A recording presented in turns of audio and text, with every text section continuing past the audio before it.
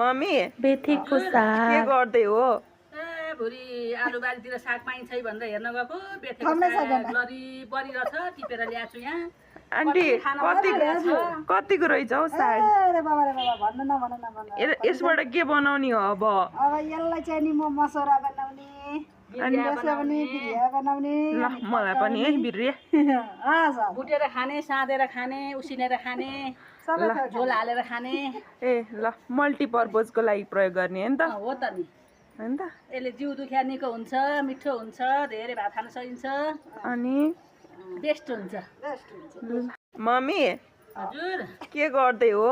ए भुरी आलु बारीतिर साग पाइन्छ है भनेर हेर्न गएको बेथेको साग लरी परिरहेछ टिपेर ल्याएको छु यहाँ आन्टी कतिको रहेछ हौ साग? अरे बाबा रे बाबा भन्नु न यसबाट के बनाउने हो अब? अब यसलाई चाहिँ नि म मसौरा बनाउने त्यसलाई पनि बिरिया बनाउने ल मलाई पनि है बिर्रिया भुटेर खाने साँधेर खाने उसिनेर खाने झोल हालेर खाने ए ल मल्टिपर्पजको लागि प्रयोग गर्ने हो नि त हो त नि होइन त? यसले जिउ दुखिया निको हुन्छ मिठो हुन्छ धेरै भात खान सकिन्छ अनि बेस्ट हुन्छ